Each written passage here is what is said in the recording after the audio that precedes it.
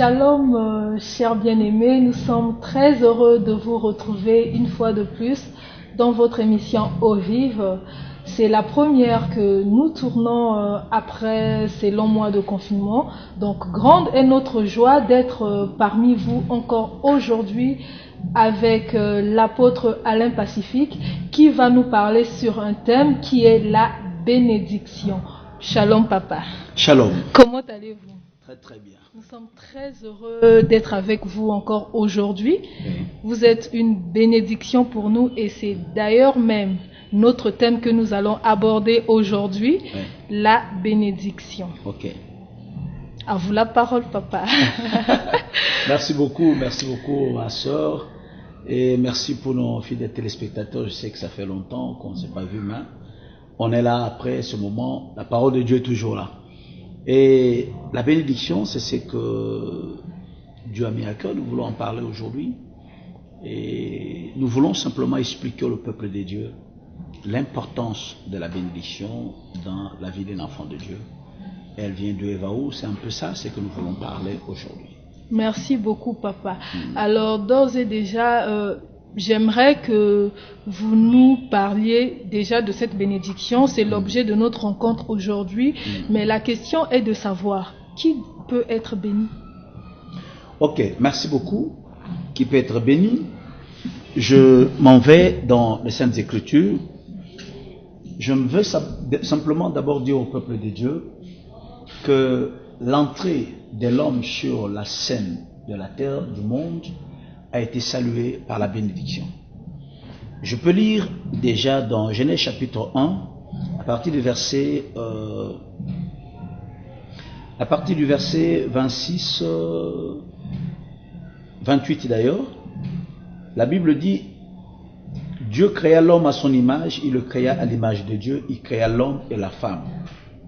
Dieu le bénit et Dieu leur dit: soyez féconds, multipliez, remplissez la terre et l'assujettissez, et dominez sur le poisson de la mer, sur les oiseaux du ciel et sur tout animal qui se meut sur la terre. Voilà, l'entrée de l'homme dans le monde a été saluée par une bénédiction. C'est quoi la bénédiction? C'est une capacité surnaturelle qui permet à l'homme de vivre des choses au-delà de ses compétences, au-delà de son intelligence, au-delà de sa capacité, au-delà de ce qu'il est capable de faire lui-même. Donc, Dieu, dans ce principe, il crée, c'est comme il met un sceau à sa création. Donc, il donne de la valeur. Donc, je dirais, la bénédiction est une valeur que Dieu, donc en termes économiques, on dit une valeur ajoutée. Dieu a créé l'homme, comme il a créé l'animal, comme il a créé les arbres, ainsi de suite, mais une valeur ajoutée. Il dit, soyez bénis, soyez féconds. Donc, il confère à l'homme une autre capacité de vivre des choses le meilleur. La bénédiction, ce n'est pas aller vivre les choses méchantes, non, mais une orientation spirituelle vers de bonnes choses. L'homme vive la joie, le bonheur sur la terre que son Père a créée. Voilà un peu ce que je peux dire de la bénédiction. D'accord, papa. Et donc, si je m'en tiens à ce que vous avez dit là tout de suite, la bénédiction, l'homme naît et automatiquement, l'homme est béni. Donc, il suffit que je puisse naître et je suis béni. Est-ce que c'est cela? Au commencement, c'était comme ça. Mais, lorsque nous sommes dans le livre de la Genèse au chapitre 3, il y a eu intervention, il y a comme eu une cassure entre l'homme et Dieu. C'est-à-dire, l'homme a péché. La chute est arrivée dans le jardin d'Éden au chapitre 3. Depuis ce jour-là, les choses se sont compliquées. Le discours de Dieu a changé. Dieu dit à l'homme, tu vas souffrir. C'est à la sueur de ton front que tu tireras la nourriture de la terre que Dieu t'a donnée. Et il maudit la terre. Tu vois un peu ça. Alors, à partir de ce moment-là, les choses se sont compliquées. Maintenant, les gens naissent. On est des humains, mais ça ne veut pas dire que lorsque l'homme est né, il est automatiquement béni de Dieu. Non. Il y a, oui, la bénédiction dont nous parlons, c'est ce que Dieu fait reposer sur ses bien-aimés. Et vous allez remarquer qu'il a béni Adam et Ève lorsque ceux-là étaient en bon terme avec lui. Mais lorsque l'homme s'est séparé, l'homme a chuté, les choses ont changé. Et à partir de ce moment-là, Dieu commence à intervenir d'une manière sporadique ou spontanée dans la vie de gens à des circonstances précises pour le bénir. Donc, c'est-à-dire que pour être béni, il faut remplir certaines conditions. Absolument. Et la condition, là, elle est simple. Alors, la condition, elle est celle-ci. On peut prendre Éphésiens chapitre 1er. Voici la condition. La Bible dit ceci dans Éphésiens chapitre 1, je crois le verset 2, qui nous dit ceci. Qu'est-ce que Éphésiens dit? Éphésiens dit ceci. Verset 3, pardon. Béni soit Dieu, le Père de notre Seigneur Jésus-Christ, qui nous a bénis de toutes sortes de bénédictions spirituelles dans le lieu céleste en Christ. Amen. Vous voyez? Donc, à partir de maintenant, c'est en Christ que nous sommes bénis. Ça veut dire quoi? Ça veut dire que lorsque l'homme croit au Seigneur Jésus, il reçoit la bénédiction divine. Et peut-être tu vas me dire, mais tout le monde, non. Vous allez remarquer. Oui, je vois. Revenir. Alors, vous avez vu? C'est là où j'allais vraiment revenir, c'est dire que, puisque c'est en Christ... Attends, je vais dire quelque chose. D'accord. Donc, j'étais en train de dire que la Bible nous dit que c'est en Christ que Dieu nous a bénis de toutes sortes de bénédictions spirituelles. Donc, comme vous m'avez demandé, c'est que lorsque l'homme croit, il est béni. Et c'est comme aussi Éphésiens le dit quelque part, on va y arriver. Il dit que nous sommes aussi bénis avec Abraham. Donc aujourd'hui, la bénédiction, je dis bien la bénédiction divine, elle se résume, elle est centrée en Christ, pas en dehors de Christ.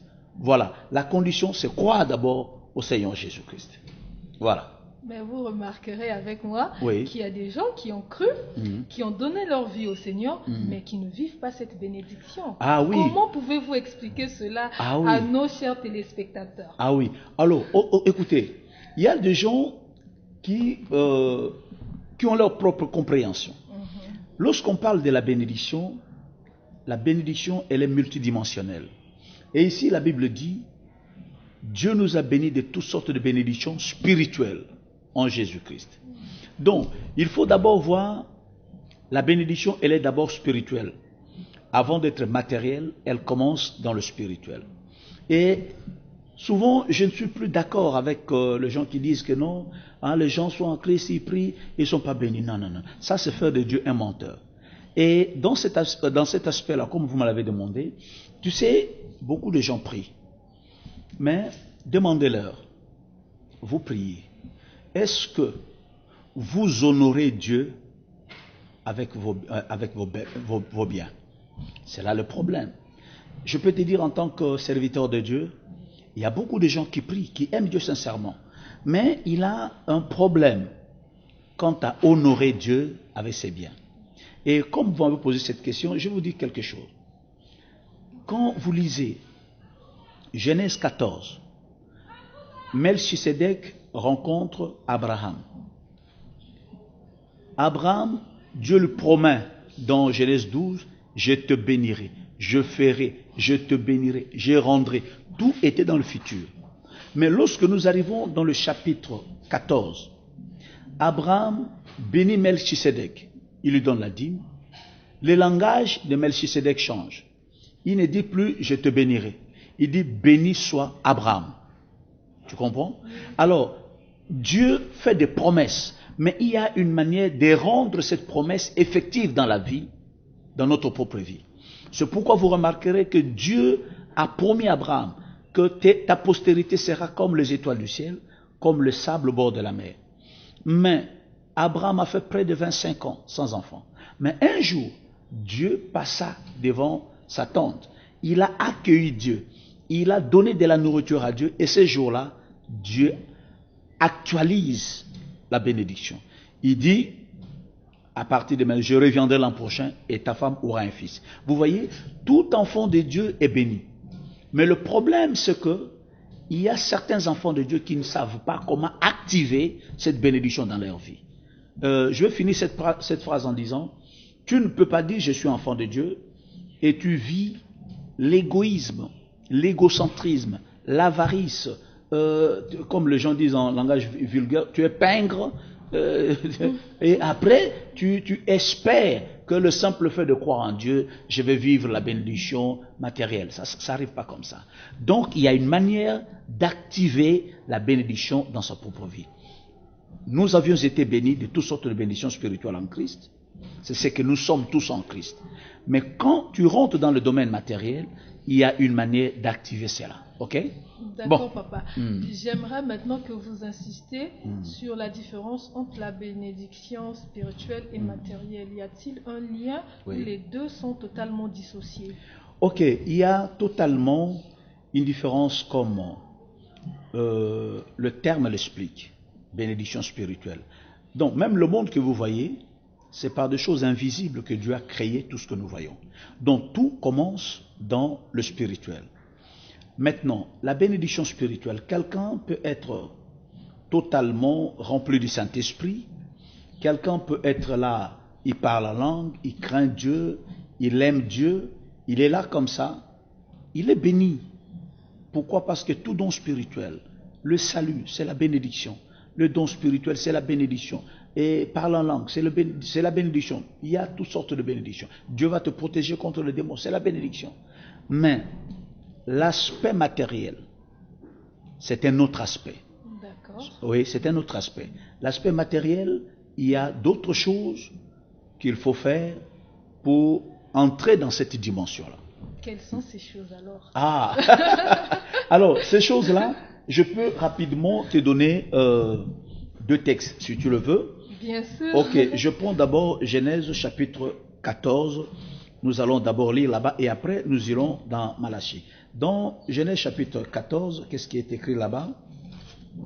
La rencontre entre Abraham et Melchisédek. Ok. Verset 18. Melchisédek, roi de Salem, fit apporter du pain et du vin. Il était sacrificateur du Dieu très haut. Il bénit Abraham, vous voyez, et dit, béni soit Abraham par le Dieu très haut, maître du ciel et de la terre. Béni soit le Dieu très haut qui a livré tes ennemis entre tes mains, et Abraham lui donna la dîme de tout. Vous voyez, là, Abraham a posé un geste. Je vais aller encore dans Genèse chapitre 18. Genèse chapitre 18, verset 1er. L'Éternel lui apparut parmi les chênes de Mamré, comme il était assis à l'entrée de sa tente pendant la chaleur du jour. Et je prends rapidement verset 3, il dit, Seigneur, si j'ai trouvé grâce à tes yeux, ne passe point, je te prie, loin de ton serviteur. Permettez qu'on apporte un peu d'eau pour vous laver les pieds et reposez-vous sous cette table. J'irai prendre un morceau de pain pour fortifier votre cœur, après quoi vous continuerez votre route. Donc, on peut continuer là-dessus.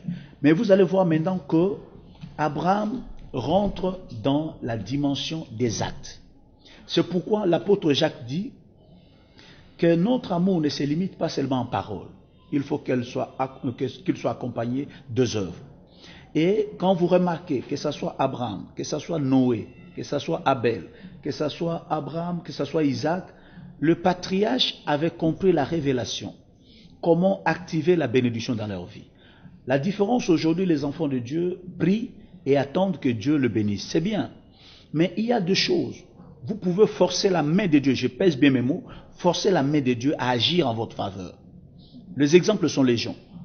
La mère de Samuel, elle est restée longtemps craignant Dieu, aimant Dieu, sainte femme, avec son mari, pas d'enfant. Mais le jour où elle s'est décidée et dit, Seigneur, si tu me donnes un fils, je te le consacrerai. Les choses ont changé.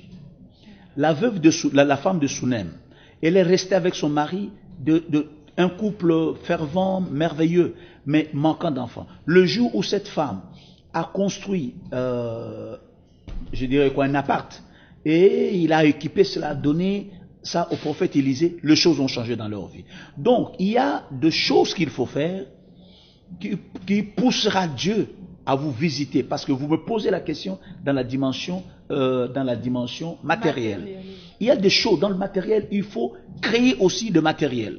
C'est pourquoi je vais terminer cette partie en disant, Isaac, père d'Ésaü et de Jacob, au lieu de bénir son fils directement, il dit non, mon fils, cherche-moi d'abord un gibier. Je mange et mon âme va te bénir. Mais ce mets que tu vas préparer pour moi doit être un mets que j'aime. C'est-à-dire, lorsqu'on donne à Dieu, il faut que ça soit des choses qui plaisent à Dieu. C'est pourquoi je suis toujours un peu pas d'accord avec des gens qui disent j'ai prié, je n'ai rien vu. C'est du mensonge. Beaucoup de gens, certaines personnes prient, mais ils ont négligé éperdument la dimension du donner. Quand ils donnent à Dieu, c'est du mépris. Donc c'est quelque chose qui ne coûte rien qu'il donne à Dieu. Un billet dérisoire, c'est ce qu'il donne à Dieu. Il a 1 euro, c'est ce qu'il donne à Dieu. Jamais il n'a donné à Dieu 20 euros, ni 50 euros, ni 100 euros. Pour lui, c'est quelque chose qui sort de l'ordinaire. Et encore une fois, le diable a inculqué dans la mentalité des gens que Dieu dépouillait ces bandits. Il dépouillait le chrétien. Alors, cette mentalité-là est rentrée dans le chef même des enfants de Dieu, croit que Dieu les dépouille. Oh, Dieu ne dépouille personne. Et je défie quiconque peut me prouver que non, quelqu'un donne à Dieu et il est appauvri. Non. En donnant à Dieu, Dieu enrichit. Deuxièmement, aucun homme de Dieu ne peut appauvrir les enfants de Dieu. Pourquoi? Parce que Dieu est une source intarissable. Lorsque quelqu'un donne à Dieu, il est béni. Et voilà ce que notre père Abraham a fait. Il a donné la dîme qu'il avait à Melchisédek. Melchisédek l'a béni. Dites-moi, est-ce qu'Abraham était devenu pauvre? Non. Non, pas du tout. Abraham est devenu de plus en plus riche, Oui. fort riche même. Oui. Et il y a une mentalité qui est rentrée, elle vient du diable. À cause de la souffrance, et les gens sont devenus tellement aigris. Les gens sont devenus, je dirais quoi? Les gens sont devenus trop avares. Et c'est ça qui crée des problèmes. Je vais te donner un témoignage. Une fois, j'étais en train de prier. J'avais une voiture que je voulais vendre. J'ai dit, Dieu, en tout cas, il y a des situations qui m'arrivent, je veux vendre cette voiture pour faire quelque chose. Et les clients venaient. Les clients venaient, c'est lui qui m'a proposé des prix. J'avais même quelqu'un qui voulait prendre ça. Et on s'arrangeait. En pleine journée, Dieu me dit, rentre dans ta chambre pour prier. Je veux prier. Et pendant que je prie, Dieu me dit le contraire. Il dit, non, prends la voiture là, donne à quelqu'un. Wow. Et moi, j'étais en train de prier pour vendre la voiture parce que j'avais besoin de cet argent. Mais je veux prier en plein jour. Dieu dit non, ne vends pas, donne à quelqu'un. Et pourtant, j'étais dans le besoin. Je suis sorti, j'ai dit à ma femme, la voiture, là, on ne va plus vendre. Dieu m'a dit de donner à telle personne. Elle me dit, il n'y a pas de problème. Et on l'a donné. Alors, avoir ce cœur-là. Ouais. Donc, tu vends une voiture, tu as des projets sur ça, mais Dieu te dit, ne vends pas, donne à quelqu'un. Donc tu n'auras rien, même pas un franc là-dessus. Alors, il y a de ces sacrifices-là que les gens font. Mais il y a des enfants de Dieu qui s'imaginent que le fait seulement de prier, donc Dieu a un problème parce que le fait qu'il commence à prier, Dieu est dans l'obligation. Donc c'est comme s'il avait pitié de Dieu le fait de prier. Non, le fait de prier nous fait du bien. Mais nous devons savoir qu'à part prier, nous devons savoir comment utiliser nos biens dans l'œuvre de Dieu, dans la vie des enfants de Dieu, pour que nous recevions aussi des grandes bénédictions. Parlons de matériel. Mais je t'assure, en tant que pasteur, beaucoup des enfants de Dieu iront au ciel, mais sur cette terre, ils seront pauvres, ils n'auront rien, vont souffrir, ils vont dépendre du jour au jour, et ils diront que non, nous avons prié, on a gêné. Mais ça ne se résout pas comme ça. Il faut savoir comment mettre Dieu à l'épreuve, comment investir dans l'œuvre de Dieu. C'est ça qui produit le matériel. Oui. Moi, j'aimerais rebondir sur votre témoignage, Oui. mais dites quand même à nos très chers téléspectateurs qu'est-ce qui s'est passé après. Parce que ça, au moins, c'est une preuve assez palpable. On ne parle pas de l'Ancien Testament. Parce que d'autres, ils vont peut-être dire, bon, Abraham, il était de l'Ancien Testament, Noé et autres. Mais là, on parle de la grâce. On est au temps de la grâce. On parle d'actualité. Oui. Écoutez, les problèmes de voitures données, j'en ai donné plusieurs. Mais ce que je t'ai dit là, c'est un exemple récent. Et j'ai donné à Dieu. Mais depuis que j'ai donné à Dieu, je n'ai pas encore eu le retour. Mais ce que je fais auparavant, surtout toujours dans le domaine de voitures, j'en ai eu plusieurs voitures. Dieu me l'a donné et à la maison, je n'avais pas de place où garer des voitures.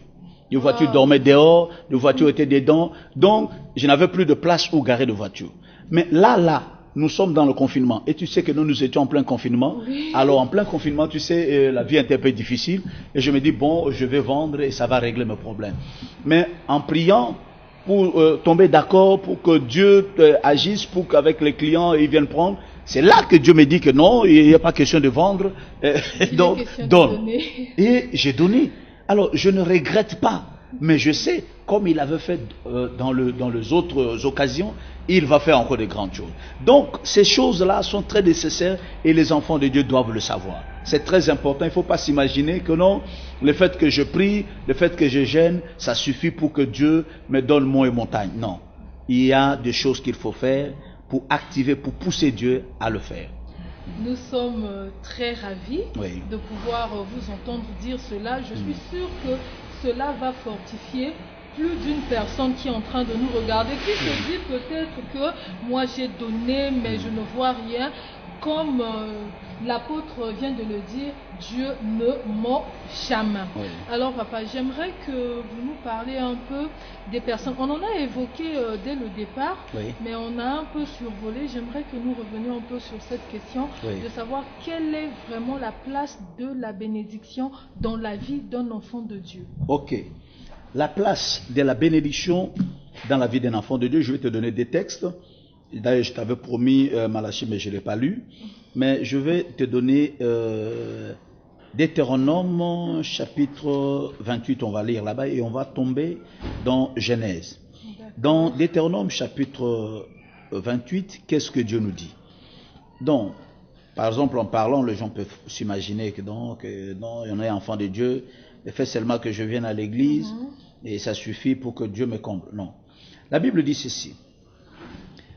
Deutéronome chapitre 28 verset 1er, si tu obéis à la voix de l'Éternel ton Dieu, en observant et en mettant en pratique tous ces commandements que je te prescris aujourd'hui, l'Éternel ton Dieu te donnera la supériorité sur toutes les nations de la terre. Ça, c'est une série de bénédictions qui commence. Voici toutes les bénédictions qui se répandront sur toi et qui seront ton partage. Lorsque tu obéiras à la voix de l'Éternel ton Dieu, et il dit, tu seras béni dans la ville et tu seras béni dans le champ. Le fruit de tes entrailles, ainsi de suite. Verset 5, ta corbeille et ta huche seront bénies. Verset 6, tu seras béni à ton arrivée, tu seras béni à ton départ. Verset 7, l'Éternel te donnera la victoire sur tes ennemis. Donc, verset 8, il dit, l'Éternel ordonnera à la bénédiction d'être avec toi dans tes greniers et dans toutes tes entreprises. Il te bénira dans le pays que l'Éternel ton Dieu te donne. Tu seras pour l'Éternel un peuple saint. Donc, la place de la bénédiction dans la vie d'un enfant de Dieu, vous savez, il y a plusieurs peuples sur la terre. Et du temps de la Bible, le seul peuple que Dieu avait aimé sur terre, c'était Israël. Et vous allez remarquer que ce peuple est sorti de l'esclavage. Dieu, à cause d'Abraham, leur père, va leur donner tout un territoire. Du fleuve d'Égypte jusqu'au grand fleuve Euphrate. Il leur donne ces vastes territoires. Pourquoi? Ce n'était pas par leur force, mais c'est une bénédiction que Dieu leur donne. Il bénit leur sol. Il leur dit, vous aurez la supériorité de toutes les nations qui sont sur la terre. Donc, la bénédiction de Dieu permet à l'homme de vivre, non pas comme tout le monde, mais vivre d'une manière un peu spéciale. Et aujourd'hui, à cause de l'intoxication, de l'incrédulité dans le monde, on pousse les enfants de Dieu à ne pas prêter attention à toutes les paroles que Dieu a déclarées. Quelle est la place de la bénédiction dans la vie d'un enfant de Dieu? L'exemple que je te donnerai encore, c'est Ésaü et Jacob. Ésaü, fils aîné, Jacob, fils cadet. Qu'est-ce qui se passe? Son père bénit Jacob. Mais qu'est-ce qui a fait qu'il bénisse Jacob? Jacob n'est pas allé me bredouille. Il a donné à son père quelque chose à manger. Mais regarde, à l'heure où nous parlons, Jacob est parti chez son oncle. Il est parti bredouille. Mais à son retour, il est rentré comblé et béni, prospère. Bien aimé, quand on est béni, ma soeur, quand on est béni, il y a la paix dans l'âme. Il y a la joie, on se réjouit de sa vie. On se dit, je ne vis pas en vain. Vous savez, il y a des gens qui vivent malgré eux, qui ne sont pas joyeux. Ils sont tristes de la vie que Dieu leur a donnée. Or, alors c'est la pire des choses que quelqu'un puisse vivre.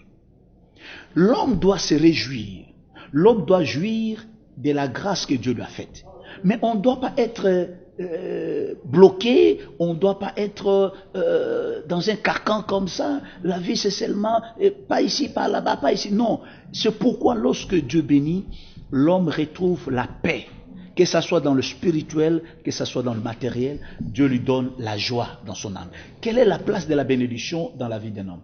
Si la bénédiction n'avait pas sa raison d'être, Dieu n'allait pas intervenir par la bénédiction depuis la création. La bénédiction permet à un enfant de Dieu de vivre à l'aise, de vivre dans la joie et de se réjouir de la vie que Dieu lui a donnée.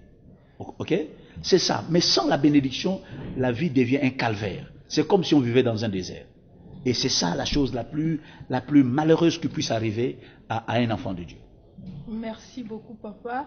Si vous avez un mot de la fin à tous nos chers téléspectateurs qui nous ont suivis, s'il y a une recommandation particulière à faire à tous ceux qui nous suivent, c'est comme je l'ai dit au départ, il y a des enfants de Dieu qui se disent, bon, j'ai cru, la bénédiction va me suivre, ou encore il y a des enfants de Dieu aussi qui ont cru, mais qui vivent vraiment dans la misère. Alors si, papa, vous pouvez nous faire quelques recommandations afin de pouvoir rentrer dans cette bénédiction dont Dieu nous parle dès le commencement de la terre. Ok. Alors, ce que je vais dire à mes chers frères et sœurs, c'est ceci. L'ennemi n'aime pas la bénédiction. Quand quelqu'un n'est pas en Christ, il dit il est béni. Je prends ça avec des pincettes. Pourquoi? Parce qu'à la fin, il ne sera jamais heureux de ça. Et la bénédiction n'est qu'en Jésus-Christ. Que personne ne vous trompe en disant si je vois quelqu'un rouler dans une belle bagnole, il est béni. Non. C'est vrai, rouler dans une belle bagnole, c'est bien, mais tu ne sais pas ce que la personne la vit. Je ne suis pas contre le bagnole ça fait du bien, mais je parle ici de la bénédiction. La Bible dit, c'est la bénédiction de l'Éternel qui enrichit et il ne la fait poursuivre d'aucun chagrin. Mais toute bénédiction qui sera suivie de chagrin n'est pas une bénédiction. Quelqu'un peut beau vivre dans cette vie, mais après il meurt, il va en enfer. À quoi cela sert-il? C'est pourquoi le Seigneur dit, que servirait-il à un homme d'avoir tout le bien de ce monde s'il perdait son âme? Donc la plus grande bénédiction d'abord, c'est Christ en nous. C'est ça la bénédiction. Nous sommes bénis en Christ. Maintenant, étant dans le Seigneur, nous devons savoir comment matérialiser cette bénédiction dans notre vie. Comment le faire? Il faut être libéral à l'égard de Dieu. Soutiens l'œuvre de Dieu. Soutiens le serviteur de Dieu. Soutiens les enfants de Dieu.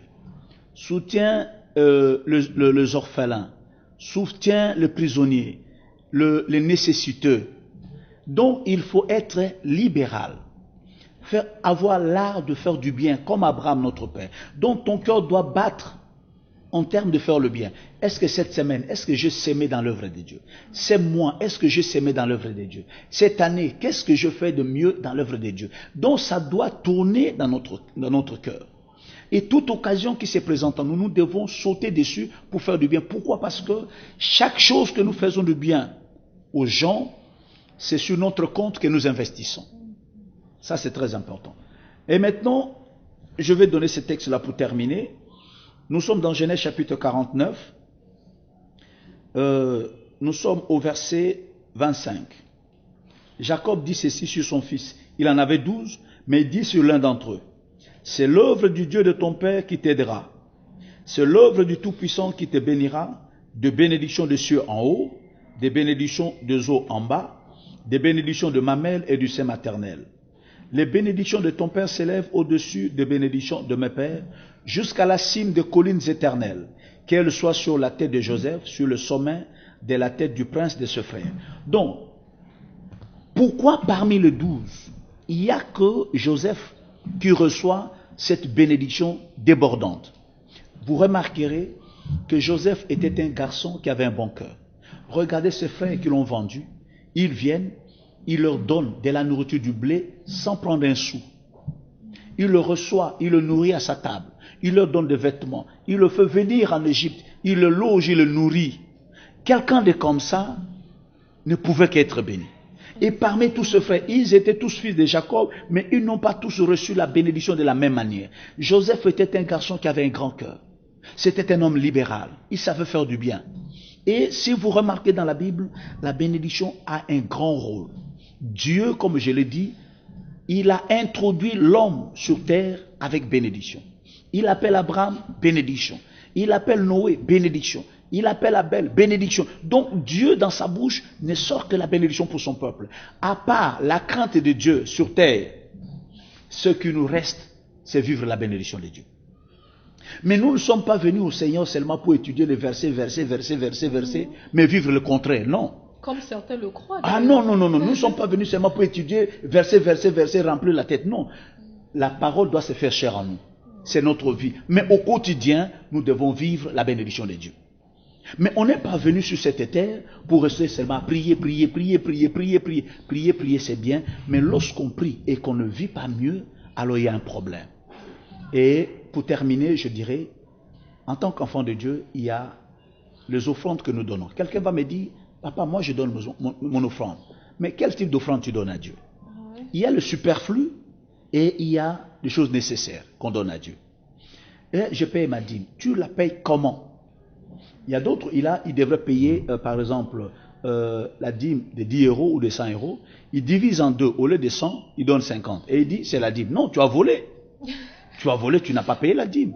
Tu devrais payer 50 euros, mais toi, tu donnes 30 euros. Tu dis, non, j'ai donné la dîme. Non, tu as menti. Et ça, c'est zéro. Tu ne recevras rien de ça parce que tu as volé. Il faut respecter les choses. Et quand tu donnes à Dieu, mets dans ta tête que je ne peux pas donner à l'Éternel, mon Dieu, quelque chose qui ne me coûte rien. Dieu n'est pas un nécessiteux. Dieu n'est pas un mendiant. Dieu, c'est un grand roi. Quand on lui donne, on doit l'honorer. Et chaque fois que tu donnes à quelqu'un, donne avec ton cœur. C'est ça qui produit la bénédiction. Tu veux bénir ton frère avec un habit, ne va pas chercher un vieux habit qui va se déchirer du jour au lendemain. Cherche quelque chose de bien, donne-lui. Mais souvent, quand on donne, la qualité de ce qu'on donne n'est pas appropriée. Et on dit non, je donne. Non, ce n'est pas comme ça qu'on fait. Voilà les offrandes. On donne comment? Les frères qui souffrent, qui sont à côté de nous, les nécessités. Quand tu as le moyen, qu'est-ce que tu fais? Alors, lorsque tu comprendras ces choses, tu ne sécheras jamais. Et je termine en disant, sans la bénédiction, il n'y a pas de différence entre le païen et les enfants de Dieu. Nous ne sommes pas de ceux-là qui doivent aller voler ou faire quoi que ce soit, mais nous devons manifester la grâce de Dieu sur terre. Cela ne dépend pas que tu sois né d'une famille riche, non. Mais que tu comprennes seulement qu'avec le peu que Dieu te donne, apprends à honorer Dieu et donne-le lui avec ton cœur. Et tu verras ce qu'il fera dans ta vie. Voilà ce que je pouvais dire. Enfants de Dieu, la bénédiction pour vous. Et je crois qu'à la fin, là, je dois prier pour eux. Merci beaucoup, papa. En attendant la prière, le mot de la fin, nous allons donner nos adresses afin que chacun de nous puisse se retrouver, peu importe l'endroit où il se trouve, parce que la mission évangélique Exode est à Brazzaville, Pointe-Noire, Dolisie, et aussi en Europe, précisément en France, à Paris. Kinshasa. À Kinshasa aussi, à Maluku. Oui. Donc nous allons vous donner ces quelques adresses. À Brazzaville, nous sommes précisément au 40 de la rue Bonkwa, au croisement des avenues Jacques Opango et Bouetambongo. À Pointe-Noire, nous sommes à la base, et à Dolisie, nous sommes dans le quartier Bakongo.